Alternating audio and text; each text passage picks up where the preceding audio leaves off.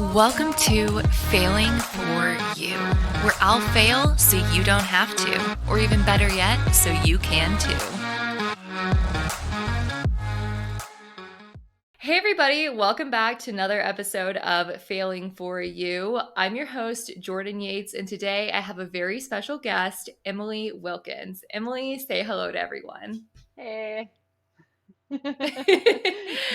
Guys, Emily and I met via LinkedIn, how I seem to meet everyone. One day, maybe I'll have someone on here that I met another way, but it seems to be the way to meet people. So for now, it's all my LinkedIn friends coming on the pod.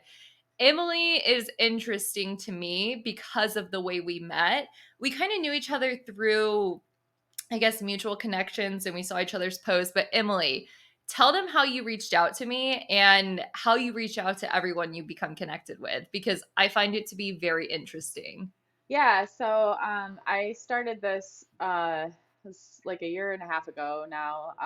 And when I make a connection on LinkedIn, either they send me a request or I send them a request. I ask them to do a 15-minute intro call, and I have Mm-hmm. a scheduling app that I've set up, and I have, a certain days of the week that I have blocked off just for those intro calls, and I've met a ton of people doing this. So, and it's been really fun, and yeah, I've made a ton of great connections, and people are just so nice and willing to support each other. And like I had a call today that we spent our whole 15 minutes totally nerding out over Lord of the Rings stuff.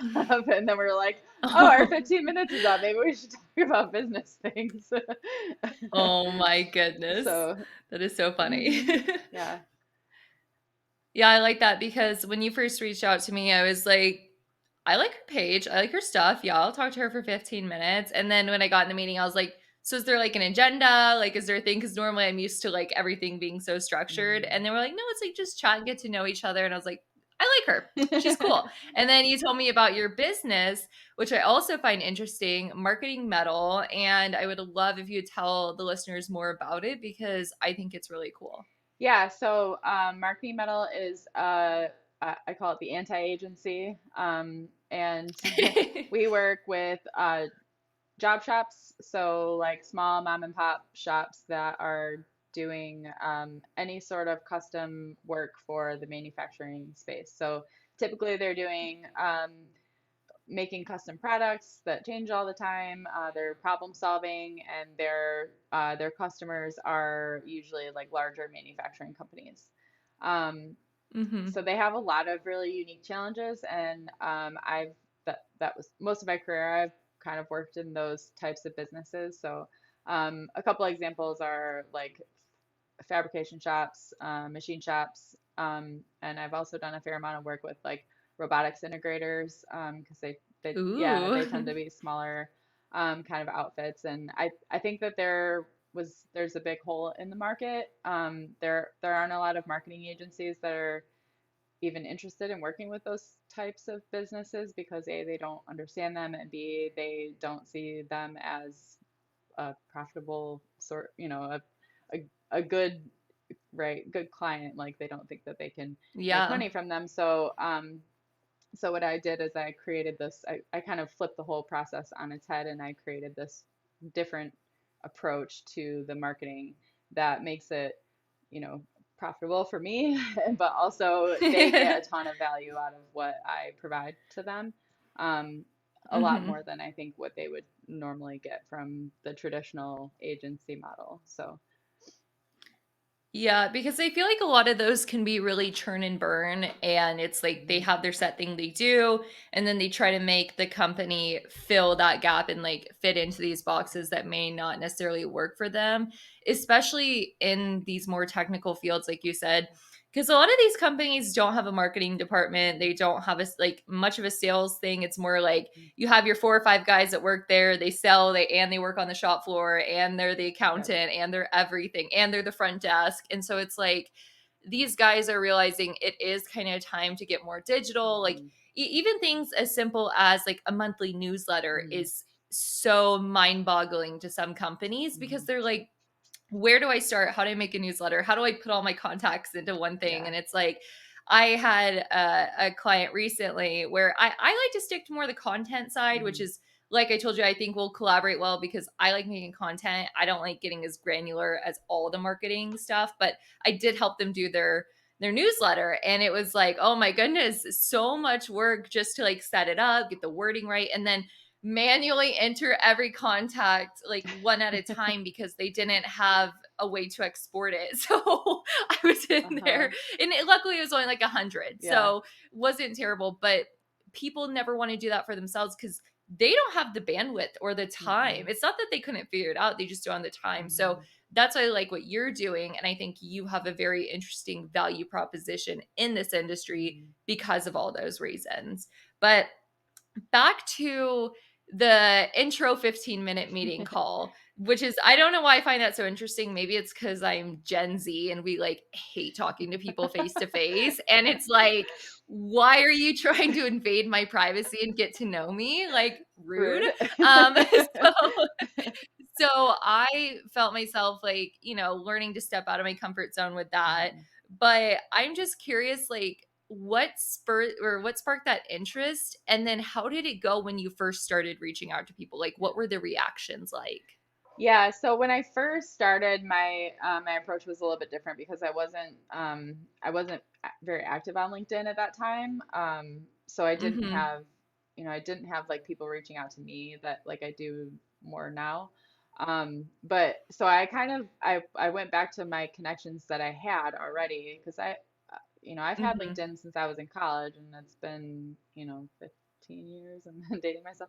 Um, and I've been pretty good about like reaching out and connecting with people after I meet them. And I've done a lot of like, um, some leadership groups and some different things that networking groups and things like that. I've had some sales roles, so I've, Mm-hmm. been forced into doing the networking thing, which I Yeah. hated initially, but I've realized that it's actually really fun for me. So I just had all of these connections that were like, maybe I remembered where I met them, maybe not, but like I maybe knew something about them, probably not. Like, so I started just reaching out to all the people that I was already connected with and saying like, hey, this COVID thing was kind of crazy, and like we've all been kind of starved um, for human interaction. So I'm doing this new thing where I'm doing just quick intro calls with people, quick catch up calls with people, and see how you're doing, and just see if there's anything Yeah. we can do to support each other. And I definitely didn't get, not everyone responded. A lot of them didn't at first, but once I got into it, like it's more about the volume than like you Mm-hmm. just you just gotta Yeah. like do it and just spam everybody. And then That is so like sales it mentality. is, Like you yeah. have to be able to handle the Hmm. rejection. Like I think it's a lot of people fear so Yeah. bad is because like I see you talking to all these people and you made a post the other day about all the people you've met. And Hmm. it's like people don't realize how many times you've been ignored or how many no's you get or how many like people Yeah. don't respond. But it's like that doesn't show Right. because you're doing such a good job that people wouldn't think, oh, like somebody probably is just like, why, Yeah.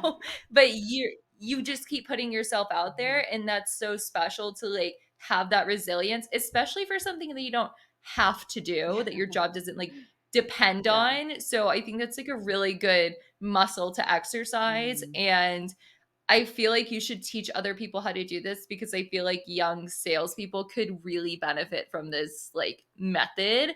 It just can be really scary to be on the other side of it and just sending those requests, knowing so many people just don't even respond. And it's not even them being rude. Some people just don't check LinkedIn. Yeah. And it's That's like, so true. it's not even really Right. rejection, It's just like they just didn't see it. Yeah, So, yeah, for sure. And I've had that a couple times. I did actually do a LinkedIn workshop last month, and it was mhm. awesome. I think everybody really enjoyed it. And I plan on doing some more stuff like that. So if you're interested in taking my Yeah, course or guys, you whatever, should go. let me know. Um, I need to attend. I think that's probably going to be some good information you're putting out. Yeah, and the other thing that I'll say too, the reason it's been successful for me is because I am so specific with who I serve and who I help. So Mhm. when, you ask them what they're up to and what they do, and then they of course respond, reciprocate and ask you what you Yeah. do. I have a very specific thing that I focus on, and that's memorable, right? Like it's specific Mhm. and it's memorable. So anytime these people come across a potential client for me, they've had a good connection with me. They had a nice little conversation. They liked my my horror movie pictures. Like everyone comments on them. So yeah, Yeah. so that's one thing. Like have a background that gives you more of a personality too. Um, Yeah. No, yours definitely does. That's why I like it so much. And I keep looking at yours and then looking at mine and be like, damn it, I'm boring. I'm like, there's no conversation starters here. This was a trip to Home Goods and $100 and like me trying to have texture on the wall because when I started making videos, they said you need to have texture on your wall. yeah. And I'm just not artistic. So I was like, this is it. This is awesome. But I get on so many Zoom calls and I was like, wow, like I can really tell your personality by your backdrop, and my backdrop is not giving personality. It It's giving I'm doing the best I can. looks good. There's lights. It's bright and yeah. Just three of the same thing, just Yeah. repetition. I think I might have too much. Like actually I was just talking to a friend about I've been talking to a friend a lot about ADHD and our struggles with that, Mhm. and she was like, "Do you think there's a connection between maximalism and ADHD?" And I had never heard that term Yep. before. Like obviously minimalism is like a whole movement, but I looked it up and I was like, Yeah. "Oh yeah, this is definitely my style." Yeah, no, for sure. Because like I have ADHD and like my algorithm lately on Instagram has been like so many things like, oh, if you have ADHD, like Oh, I this is a know. thing. And it's like I it made me realize like I went through a phase of like stress shopping and I would just like buy a bunch of stuff I didn't need. And then like my significant other would be like, again, really? Like, what is all this stuff? And I'm like, I'm gonna return it tomorrow. Like it's just one of those weird things that you like feel like I don't understand why I'm doing this, and then you hear other people talking about it Yeah. and it's like, oh, we all have Oh. these things in common. It's not that crazy. Oh, I'm not insane after all. Awesome. Yeah. Well, at least if we are, there's a bunch of other people who Yeah. are too, and so like we can all connect on that. Yeah, exactly. I'm not the only one. So yeah, no, it's definitely an interesting brain that I live in as well. But I guess okay, so back to the marketing stuff because Yeah. as much as I'd love to go on a rant as to why my brain's crazy, I feel like people pick up on it after a while and I don't need to get into it. Um your customers, okay, so actually I want to ask with your intro meetings, do you have like a ballpark percentage of how many of those relationships eventually turn into customers or customer referrals or like some sort of fruitful business, like Mhm. I don't want to say transaction, but relationship, if you will? That would be a really good metric to have, but no, I don't have that. Um, I, I mean, anecdotally, I could probably say like most of them have led to like at least another connection. I Yeah. don't know that I've gotten, trying to think. Yeah, I don't know if I've gotten like actual customers from that, Mhm. but I've definitely made a lot of connections that have helped me like grow my network a lot. Um, a lot of I was at the manufacturing champions thing a couple weeks ago, and a lot of those people I met through just through LinkedIn stuff. And yeah, like Gail was one. Gail Robertson is Mhm. amazing. Nikki Gonzalez, I met through LinkedIn. I don't know if we actually did an intro call though. We met at Nikki's just one of those people that is eventually just in your life and you don't know I don't know how, how. but like she's there. Yeah, we've met And you're like, thank God. Thank Yeah, God Nikki's yeah. here." We've met at trade show. We met at a couple of trade shows, so I don't know that we did the whole intro call thing, but Andrew Crow, I met through LinkedIn. We did Okay, yeah. a intro call with him, and his is just fascinating. He just goes right into like his whole background, which is crazy. So, yeah, it's Some people are they're so good at giving the elevator pitch on yeah. their life, and I feel like for me, I don't even know where to begin, and I'm hmm just like, "So, what do you wanna know?" Like, what's Jordan, who Hmm. is that? What is she up to? Quite a bit. All the I things, always they're struggle with all that. here, all the Yeah. things. Yeah, because like I feel like we do so much that it's hard for people to immediately know what we do hmm when you like have a business and then you like are active on LinkedIn and hmm then it's all like what's going on? So it can be hard to sum up everything. Yeah.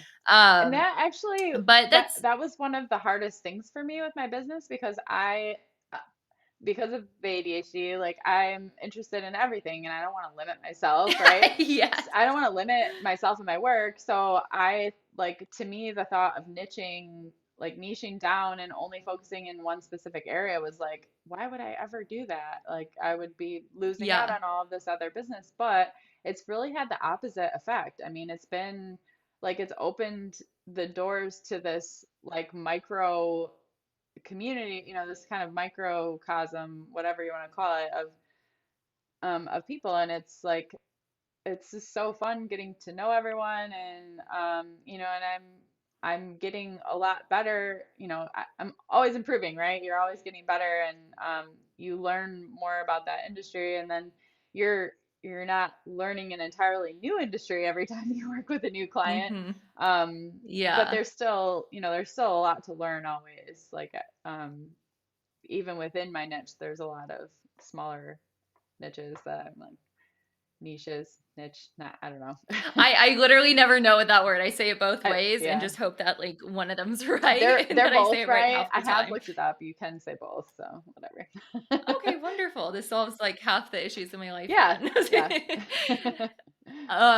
I feel that though because like I said, how I just did the marketing email campaign for someone hmm recently, I did that because they wanted me to make a video for them. And so I did that, but then they're like, "Well, will you also do this?" And I was like, it's hard to say no because I'm like, that's just a little bit of extra Yeah. work. And then I'm just like, I get scope creep, not with the actual job, but like with my offerings. And hmm then I'm trying to like update my website. And all of a sudden I'm like, oh, do you want some LinkedIn training? And then some podcast training and some training on this and that. Yeah. And then I'm like, I don't know how to sum up what I do because I start offering too much because one person asked for too much. hmm So I struggle with that too of like, what do I want my core thing to be? hmm Because I feel like I can make newsletters, but I don't feel I'm talented at that particularly. hmm So it's like I feel like I'm more talented at like making fun technical videos, and that's what I want to stick to. Yeah. So we'll see how it goes. But a couple clients in, and I'm already doing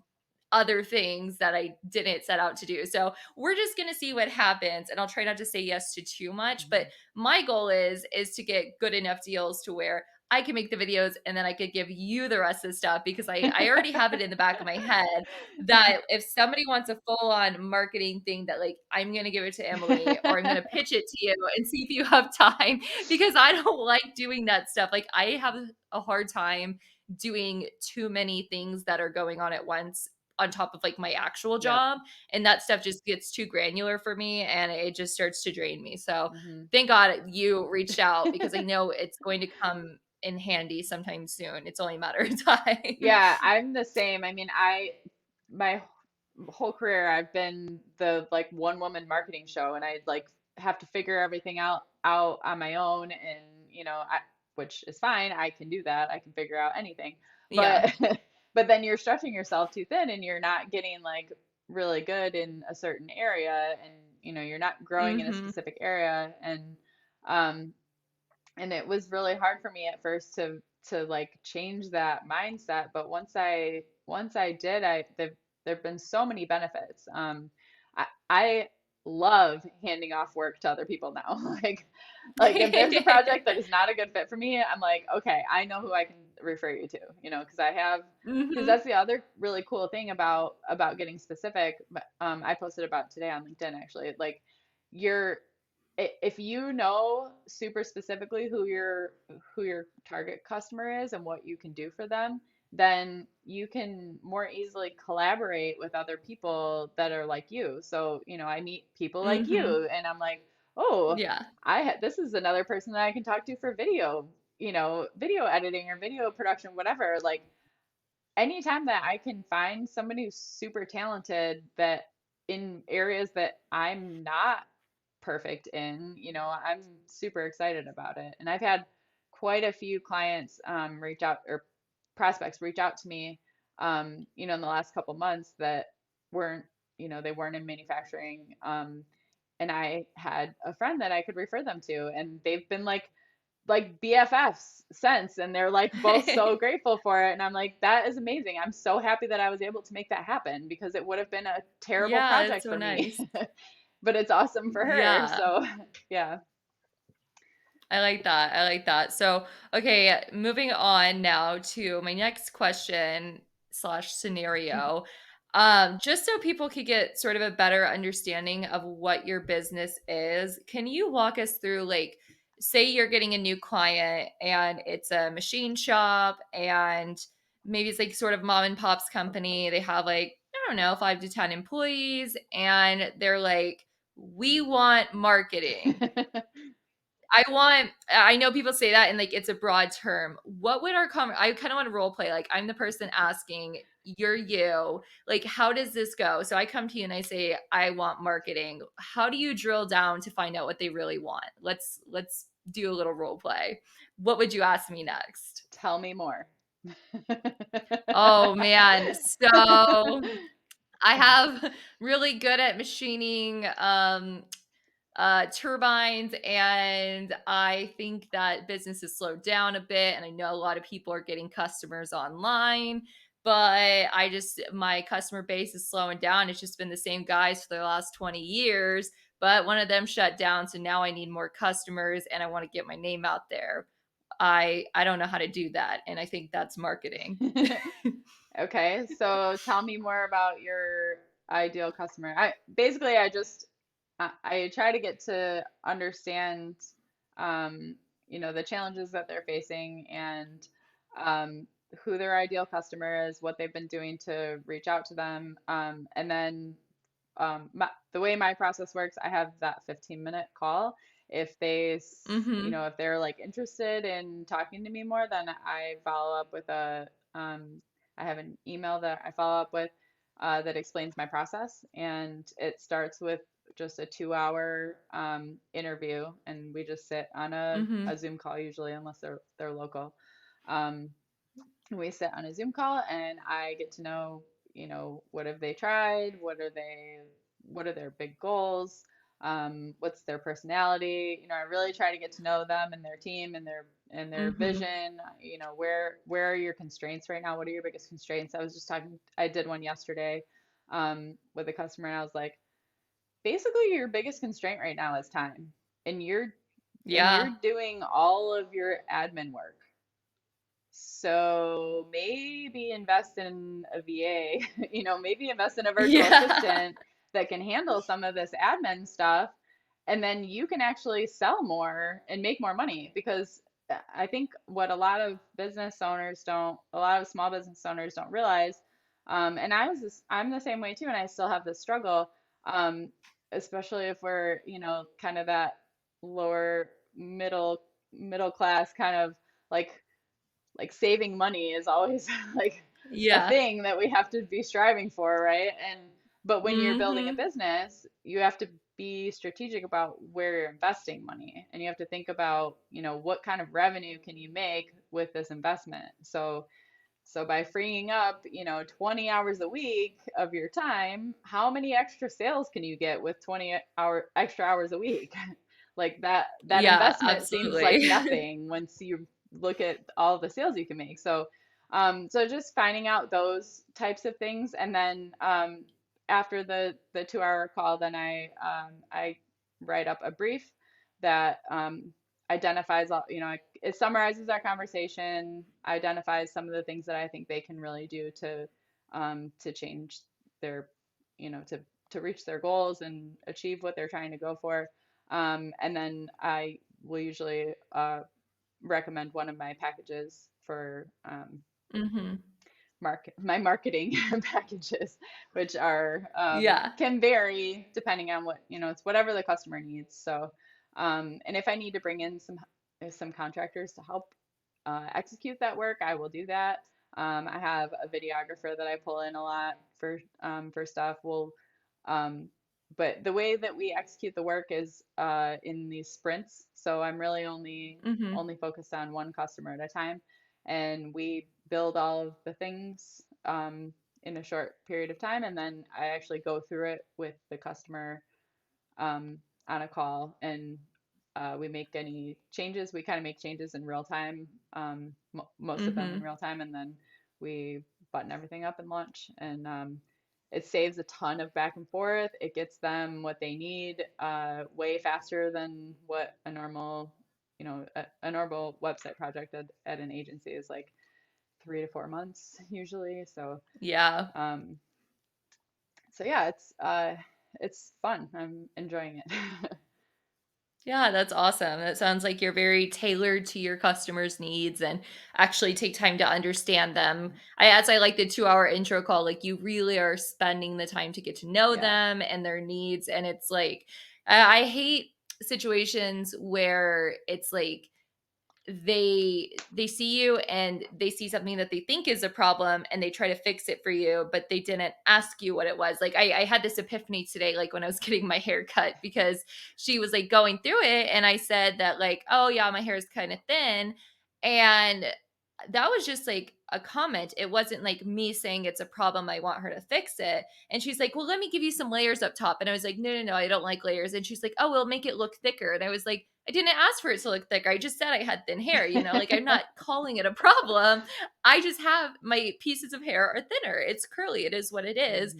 And she kept trying to give me like weird layers. And I was like, no, no, no. Like, I know what I want. I just need help executing it. And I was like, gosh, this is a good anecdote to, Yep. like, I don't know, use as a metaphor, because I was like, please, ma'am, like I have the most boring haircut ever, just straight across the bottom, a little bit of bangs. But I can't do this myself because I have tried. I've tried to cut my own hair and it has never gone well once. And because I've done it more than once, I know this. And so today, when I was doing that, I was like, gosh, this is such a good metaphor to so many sales situations. And Mhm. people come in, they want to tell you what's wrong with you and like your business. And it's like, you're doing the opposite. You're like, let me know like what you think you want to do. And I think that that is very helpful and very insightful and emotionally intelligent. So good job, Thank Emily. you. So if you ever want to cut my hair, I I'll am be like, actually trained to cut hair. So really? yes, I Oh my God. so I went to trade school in high school, the vocational. So half Mhm. the day, my junior year, for half the day, I went to cosmetology school and I learned how to cut Oh my hair and goodness. massage and all the things. It was like a super generalized um, program, but it was really fun. And then, Well, every 6 months I'll come see oh, you. yay! Okay, good. And then my senior year, I switched and I did a business management, marketing, and technology program, and that was really cool. And I learned Oh my a gosh. lot of stuff that I use now then, which is crazy, but um, Yeah, that is crazy how all those come full circle. yeah. Well, cool.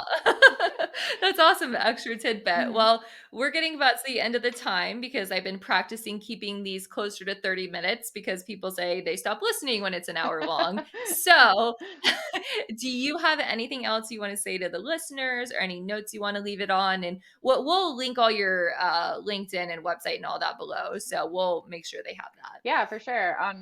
Reach out to me on LinkedIn. I'd love to have an intro call with you. Yes. That is perfect. Yeah. Awesome. Well, Emily, thank you so much for coming on. Thank you for your time today. And guys, that is all I have. But as always, I'm your host, Jordan Yates. And in the meantime, I'll be failing for you. See you next week.